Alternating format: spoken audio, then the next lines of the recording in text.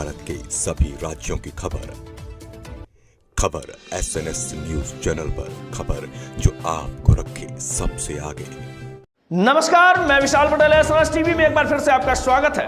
आइए रुक करते हैं कुछ खास खबरों की ओर और दिखाते हैं SNS टीवी की यह खास रिपोर्ट। प्रतापगढ़ के कुंडा परानुपुर में 11 अक्टूबर 2025 से श्री राम कथा का आयोजन किया जा रहा है। प्रसिद्ध कथावाचक पूज्य राजन जी महाराज द्वारा यह कथा आनंद पांडे के यहाँ आयोजित की जाएगी।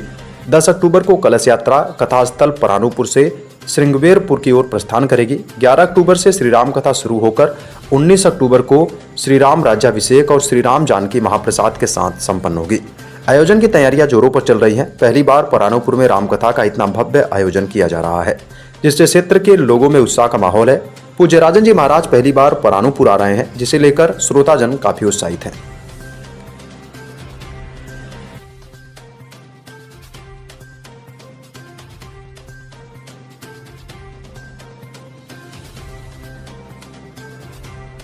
उल्लास और उत्साह यहाँ के लोगों के बीच देखने को मिल रहा है, जहाँ पे लोक प्रसिद्ध कथावाचक राजन जी महाराज की कथा होने वाली है परानुपुर में। स्वागत है आपका खबर SNS पर, और आज इसकी विशेष चर्चा के लिए हमारे साथ मौजूद हैं आनंद पांडे जी, जिनसे हम बात करेंगे और आपको विस्तृत चर्चा बताएंगे कि किस तरीके का आयोजन होने वाला है, कब होने वाला है।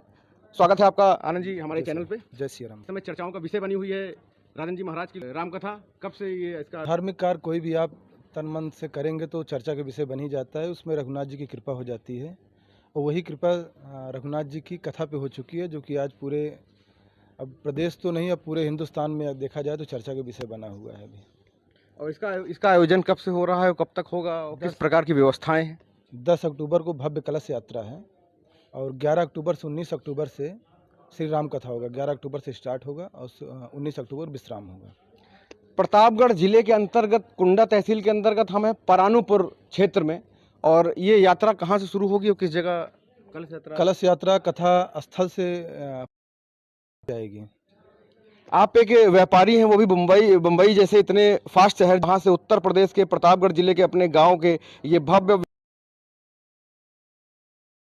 किस प्रकार से मिली? ब्राह्मण परिवार में जन्म हुआ है। ये तो माता पिताजी और जो संस्कार ही ऐसे हैं कि शुरुआत से धार्मिक परिवेश रहा है हमारा यहाँ पे। अब धीरे धीरे होते होते ऐसा आया कि अभी एक कथा कराई जाए जो क्षेत्रवासियों के लिए, हम सब एक साथ में बैठ के क्षेत्रवासी समाजवासी सब बैठ के किया जाए। तो ऐसा एक भाव आया कि श्री राम कथा से अच्छा जो मर्यादित सिखाता है, जीवन जीने की शैली सिखाता है, तो एक राम कथा का आयोजन किया जाए। फिर उसके बाद कथावाचक को लेकर बहुत संशय हुआ, किसको लेके आया जाए जो कि सरल शब्दों में दिल से निकली बात को दिल तक पहुंचा सके। तो परम पूज्य श्री राजन जी महाराज जी पे गए हम लोग, बातचीत हुई तो महाराज जी ने एक प्रस्तावित डेट दिया, जिस पे 11 अक्टूबर से 19 अक्टूबर तक सहजता के साथ अपनी भारतीय पारंपरिक पोशाक में अक्सर नजर आते हैं, दिखते हैं, भ्रमण करते हैं, निमंत्रण देते हैं। इसकी प्रेरणा और संदेश क्या है? अभी जैसे शुरुआत में, अब जब कथा का आमंत्रण पत्र रघुनाथ जी का लेके हम लोग सबके पास जाते हैं, तो ऐसा लगे कि परिवेश भी ऐसा बनाया जाए, पहनावा भी वैसा, हमारे पूर्वज जो धारण करते थे। अभी स्टार्टिंग में थोड़ा सा दिक्कतें आई, लेकिन अभी अच्छा लगता है, अभी बहुत सुकून मिलता है। मैं तो सब युवाओं से भी कहता हूँ कि ये परिवेश को धारण करें, निखर के भी आता है। राजा भैया से आप आयोजन के लिए मुलाकात हुए थे, कैसा अनुभव रहा? जी, भैया मुलाकात होती रहती है कथा को लेकर, संदर्भ में कैसे क्या कार्य किया जाए, हमारे किया जाए, रोड इसका क्या क्या पार्किंग की व्यवस्था कैसे, सब भैया मार्गदर्शन बीच बीच में करते रहते हैं। लोगों के समर्थक मिल जाएंगे, लेकिन कुंडा जैसे क्षेत्र में अगर कहा जाए तो राजा भैया के समर्थक से ज्यादा उनकी दीवानगी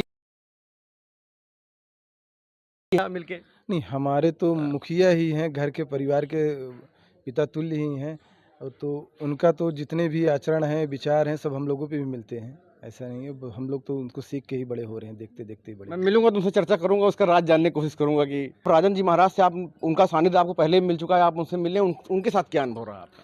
बहुत ही सरल और बहुत ही धार्मिक व्यक्ति हैं।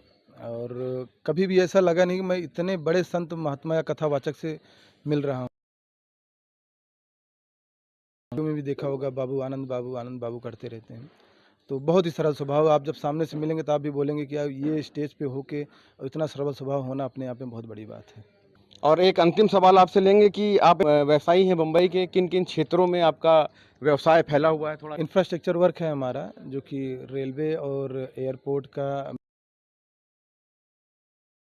एक्सकेवेशन, ये अर्थ वर्क से लेके सब काम होता है वहाँ पे।